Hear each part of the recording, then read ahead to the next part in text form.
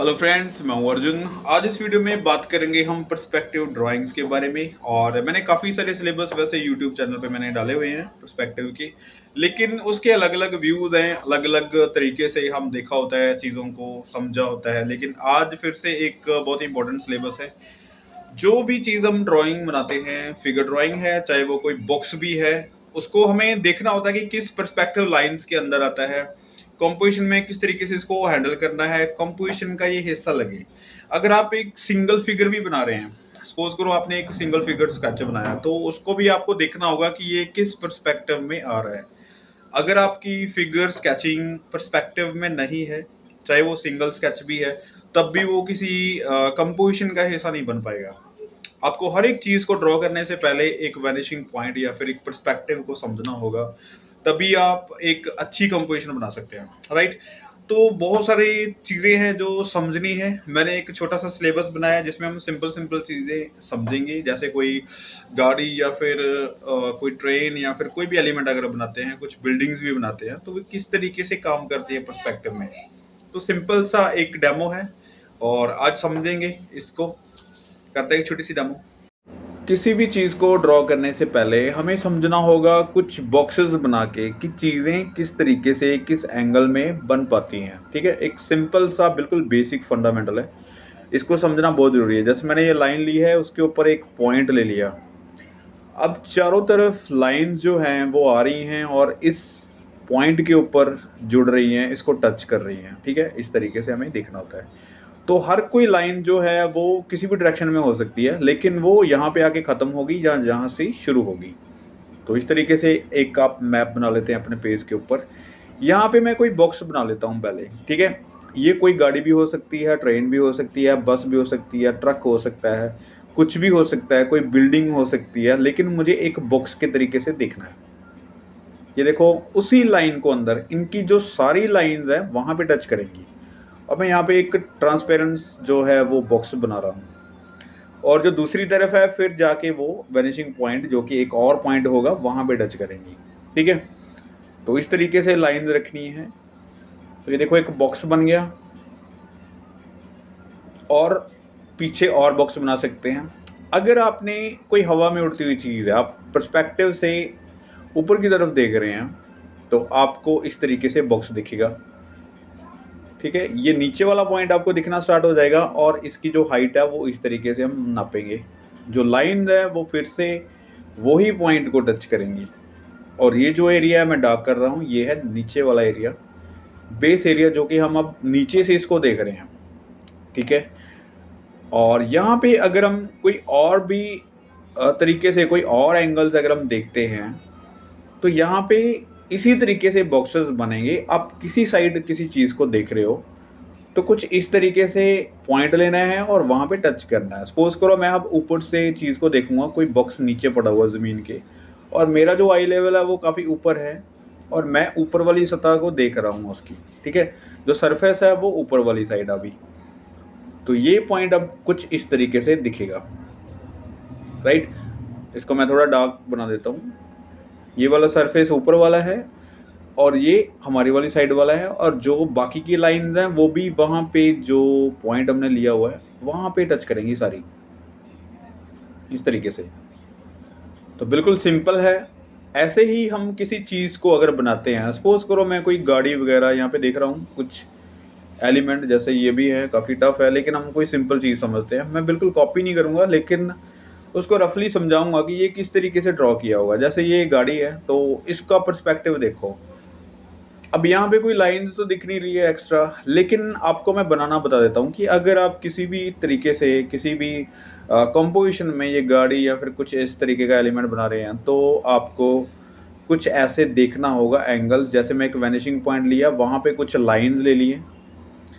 ठीक है, तो यहाँ से जो लाइंस आ रही हैं उसके अकॉर्डिंग मुझे सारी गाड़ी को तैयार करना होगा। ठीक है, अब सपोज करो मेरा जो फ्रंट है वो कुछ इस तरीके से, यहाँ पे एक कॉर्नर आ रहा है जो लाइट वाला एरिया है।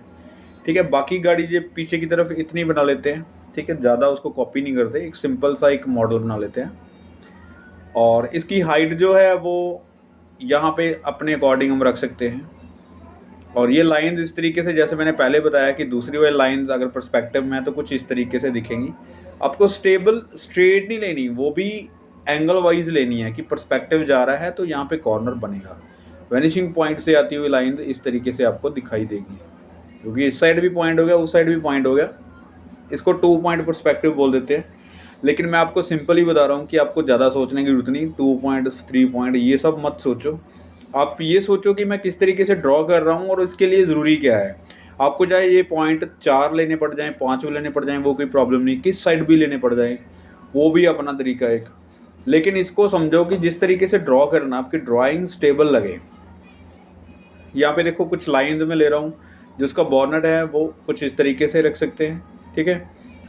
ऊपर अभी बॉक्स बनाना है पहले, जैसे उसका जो शीशे वाला एरिया वो टिल्ट है, तो हम सिर्फ वहाँ पे बॉक्स तैयार करेंगे पहले, ठीक है। इस तरीके से दिखेगा, ये बॉनट कुछ इस तरीके से दिखेगा। यहाँ पे गाड़ी के टायर आ रहे हैं तो कुछ ऐसे स्टेबल, ठीक है।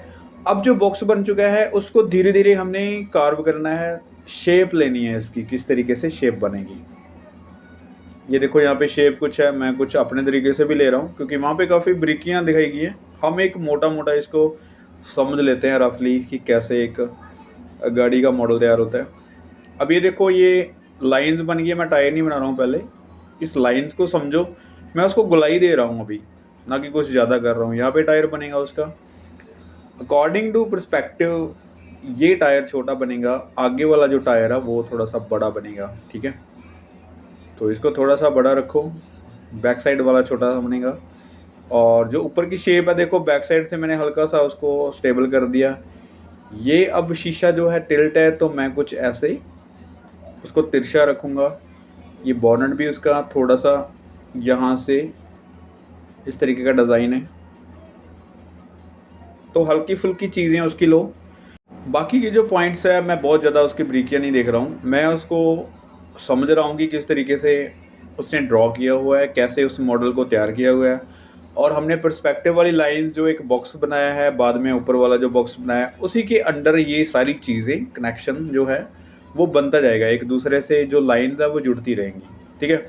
ये देखो अभी पीछे जो भी इसकी शेडिंग वगैरह उसको ज़्यादा हम नहीं बनाएंगे, और ये वाली लाइन जो है वो कुछ इस तरीके से यहाँ पे टच कर रही है, ठीक है। ये हो गया बैक साइड वाला। यहाँ पे अब कुछ शीशे वगैरह हैं, इसको बना दो, ठीक है। ये खिड़कियाँ वगैरह यहाँ पे थोड़ा सा शेड कर देते हैं। और ये देखो अभी गाड़ी का एक मॉडल सा रेडी हो गया। जो बाकी की आपकी लाइंस दिख रही हैं वो एक पर्सपेक्टिव को सही तरीके से एक प्रपोर्शन में चीज़ों को रखने के लिए बनी हुई हैं, ठीक है। तो इसको जितना मर्जी डिटेल कर दो, शेडिंग कर दो, कलर कर दो, जो मर्जी करो, लेकिन ऐसे ड्राइंग बनेगी इसकी। इस तरीके से हम पर्सपेक्टिव रख सकते हैं। तो जितनी मर्जी चीज़ें बनाओ, ये पर्सपेक्टिव लाइंस आपको हर एक चीज़ में हेल्प करेंगी। तो इनको समझना है कि हम यूज़ कैसे कर रहे हैं, मेन चीज़ ये होती है। अब देखो उसकी छोटी छोटी जो चीज़ें हैं, बाकी की जो डिटेल्स है वो हम बड़े आराम से यहाँ पे कर सकते हैं, लेकिन बहुत ज़्यादा मैं आपको ब्रीकें नहीं बताऊँगा क्योंकि ये आपका जो सिलेबस है वो पर्सपेक्टिव लाइंस का ही है, यहाँ पे डिटेलिंग का नहीं है। लेकिन अपने अकॉर्डिंग आप जितनी मर्जी वहाँ पे डिटेलिंग कर सकते हैं, राइट। तो इस तरीके से अब हम समझते हैं किसी पर्सपेक्टिव में फिगर्स किस तरीके से बनती है। काफ़ी सारी फिगर्स, जो कि कोई मेले का सीन है, कोई सब्जी मंडी का सीन है, रेलवे स्टेशन का सीन है, या फिर कोई ग्राउंड है, तो किस तरीके से वहाँ पे फिगर्स बनेंगी। तो यहाँ पे देखो मैं ये लाइंस लगा रहा हूँ, किसी भी जगह पे ले लो, ये वाली लाइन जो है वो सेंटर वाली लाइन होगी, या फिर वैनिशिंग पॉइंट आप ले सकते हैं। यहाँ पे मैं कोई रैंडमली एक फिगर बना रहा हूँ इमेजिनरी, तो कुछ इस तरीके से एक साइड पोज मॉडल ले लेते हैं। जैसे पहले एक फॉर्म ले लेते हैं फिगर की समझने के लिए, इस तरीके से, राइट। जैसे इसकी हाइट आप देख रहे हैं एक वैनिशिंग पॉइंट से काफ़ी दूर है, और आई लेवल जो है इसका लगभग यहाँ पे नीचे की तरफ बन रहा है, एल्बो तक, ठीक है। और बाकी का जो हेड है वो काफ़ी ऊपर है, वैनिशिंग पॉइंट के काफ़ी दूर, और पर्सपेक्टिव लाइंस के अंडर काफ़ी ऊपर है। तो ये एक स्टेबल एक फिगर है, ठीक है। अब हमें इसकी बैक साइड से जो फिगर्स आपको दिखेंगी वो कितने साइज में दिखेंगी, कितनी बड़ी या कैसे दिखेगी, वो मैं आपको बताता हूँ। ये लाइंस को आपने फॉलो करना है। जैसे यहाँ पे मैं फिगर बनाऊंगा और कुछ इस तरीके से दिखेगी, ठीक है, यहाँ से टच करते हुए लाइंस वैनिशिंग पॉइंट तक जाएंगी और इसकी हाइट हमें इस तरीके से देखनी है। ये फिगर थोड़ी सी हाइट में छोटी बनेगी और नीचे से भी पैर इसके थोड़े से ऊपर वाली साइड लगेंगी और एक बैक साइड फिगर थोड़ी सी मैं फॉर्म ले लेता हूँ। इस तरीके से कोई खड़ा हुआ है, राइट।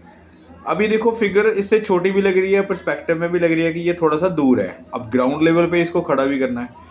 अब यहाँ पे कुछ दूर फिगर है, वो हमें इसी लाइंस के अंडर देखनी है। अगर कोई इधर उधर भी है तो उसका साइज हमें ऐसे पता चल जाएगा। जैसे यहाँ पे फिगर बनेगी कुछ इस तरीके से, ये उससे भी ज़्यादा दूर हो गई है, राइट। तो इस तरीके से काफ़ी सारी फिगर्स आपको देखनी है। जैसे इसकी हाइट के अकॉर्डिंग यहाँ पे बनानी है फिगर, कुछ यहाँ पे बनाएंगे। जैसे दूर दूर फिगर्स बनाएंगे तो छोटी छोटी छोटी होती जाएंगी। अब इसको बैलेंस करने के लिए इस साइड अगर हम एक बड़ी फिगर बनाते हैं कुछ साइज़ की, यहाँ पे चलता हुआ कोई फिगर मैं बना रहा हूँ, तो सिंपल आपको समझना होगा कि ये जो वैनिशिंग पॉइंट है वहाँ तक जो फिगर है वो काफ़ी छोटी छोटी होती जाएंगी और जो हमारी साइड वाली जाएंगी तो यहाँ पे साइज इसका थोड़ा सा बड़ा होगा। तो ये किसी भी कंपोजिशन में आप इसे फिट कर सकते हैं, राइट। तो ये है फिगर को किस तरीके से, किस एंगल से देखना है और इनके साइज कैसे बनाने हैं। अब मैं आपको बताता हूँ किसी सिंगल फिगर का पर्सपेक्टिव क्या होता है। आपने बहुत सारी फिगर्स का तो देख लिया कि ये दूर है, पास है, लेकिन जब हम कोई सिंगल फिगर बनाते हैं तो उसमें भी पर्सपेक्टिव आता है, वो किस तरीके से आपको देखना होगा। जैसे यहाँ पे मैं 3 लाइंस ली हैं, आपको पता चल रहा है कि ये टिल्ट है, ये कहीं ना कहीं वैनिशिंग पॉइंट को टच करेंगी और मैं इस तरीके से इसको देख रहा हूँ। तो ये देखो जैसे हेड बनाया मैंने, एक फॉर्म बना रहा हूँ हल्की सी ज्योमेट्रिकल, और यहाँ पे कोई बंदा, एक फिगर, जो भी आप समझ रहे हैं। तो इस तरीके से अगर हम बनाएंगे तो ये देखो नीचे वाली जो लाइंस है पैरों वाली वो भी पर्सपेक्टिव लाइंस में आएंगी, ठीक है। वो ना कहीं वैनिशिंग पॉइंट को टच करेंगी, जाके एक साथ हो जाएंगी और इसके पैर जो है वो ऐसे स्टेबल होंगे। अब अगर हम बात करते हैं इसके पैरों की, तो अपने वाली साइड वाला जो पैर है वो थोड़ा सा बड़ा है, दूसरा छोटा है। और अगर हम बात करते हैं टॉर्सो की, तो देखो दूसरी वाली साइड थोड़ा सा छोटा है, हमारे वाली साइड थोड़ा सा बड़ा है। तो कुछ ये फॉर्म बनेगी और ये जो हैंड है वो कुछ इस तरीके से अगर हम बनाते हैं आगे की तरफ किया हुआ तो कुछ ऐसे दिखेगा। और ये वाला हैंड अभी शोल्डर को देखेंगे तो ये हाइट पे आएगा थोड़ा सा। दोनों चीज़ों को कंपेयर करेंगे तो एक हैंड आपकी वाली साइड जो है वो बड़ा है, वो दूसरी वाली साइड जो है वो थोड़ा सा छोटा दिखाई देगा। इस तरीके से लाइंस में रखना है, ठीक है। तो आपका फिगर जो है वो पूरा एक पर्सपेक्टिव लाइंस के अंडर आएगा, राइट।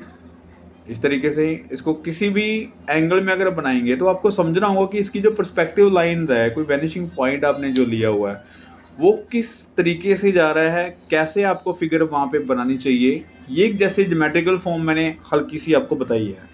तो ऐसे ही अगर हम एक और फिगर बनाते हैं दूसरी साइड, इसको भी देखो ऐसे लाइंस लो पहले, तो ये लाइंस कहीं ना कहीं देखो वैनिशिंग पॉइंट को टच करेंगी और इसी लाइन के अंदर अगर हम फिगर बनाते हैं। अब यहाँ पे देखो फेस का एंगल, ठीक है, उसके बाद टॉर्सो। वैसे ही जो टॉर्सो है वो दूसरी साइड वाला छोटा और अपनी साइड वाला थोड़ा सा बड़ा, और हैंड भी यहाँ पे कम दिखेगा। और अगर आप आगे की तरफ कर देते हैं हैंड तो कुछ इस तरीके से दिखेगा। ये टॉर्सो और फिर उसके बाद लेग्स, आप इसको लंबा कर सकते हैं, लेकिन आपको फोर शॉर्टनिंग देखनी है और पर्सपेक्टिव भी देखना है। जैसे ये पैर देखो अभी ये पर्सपेक्टिव में है, ठीक है। तो इसके जो शूज़ वगैरह आप बनाएंगे वो भी पर्सपेक्टिव में बनेंगे। हैंड अगर आप इस तरीके से बना रहे हैं तो आपको अभी सीधा सीधा आपको पता चल रहा है कि एक शोल्डर थोड़ा सा बड़ा है, दूसरा छोटा है। पैर इसका एक थोड़ा सा बड़ा बनेगा, दूसरा थोड़ा सा छोटा बनेगा, ठीक है। तो पर्सपेक्टिव किस तरीके से बनेगा, किस एंगल में हमें रखना होगा और कैसे इसको स्टेबल करना है, किसी भी सीन में फिट करना है, तो ये चीज़ ज़रूरी है, राइट। अब एक्शन जो मर्जी बना लो इसका, इसकी डिटेल जितनी मर्जी कर लो, वो आपके अकॉर्डिंग है। और जो ड्राइंग है एक स्टेबल करने का तरीका है वो ये है। और इस तरीके से हम कोई भी कंपोजिशन अगर बनाते हैं तो वो स्टेबल लगेगी। कंपोजिशन का हर एक चीज़ हिस्सा लगेगी, ठीक है। तो कंपोजिशन कंप्लीट करने के लिए हमें फिगर्स को भी और बाकी की चीज़ों को भी स्टेबल करना होगा, उसको पर्सपेक्टिव के लाइंस के अकॉर्डिंग ही ड्रॉ करना होगा, राइट। तो जितनी भी कंपोजिशन आपने की होंगी तो उसका कोई ना कोई वैनिशिंग पॉइंट ज़रूर होगा और कोई ना कोई ऐसे पर्सपेक्टिव लाइंस पहले ज़रूर होती हैं। विदाउट पर्सपेक्टिव लाइंस आपकी जो कंपोजिशन है वो सही नहीं बनेगी। अब जैसे हमने आज सीखा है बहुत सारी चीज़ों के बारे में, जैसे इसमें लाइंस हमने दी है और उसके अकॉर्डिंग ये कहीं पे भी आप लाइंस अगर आप लगाते हैं तो कहीं ना कहीं ये पर्सपेक्टिव एक बॉक्स बन जाता है। तो ये थी आज की डेमो, मिलते हैं नेक्स्ट वीडियो में। Thank you so much.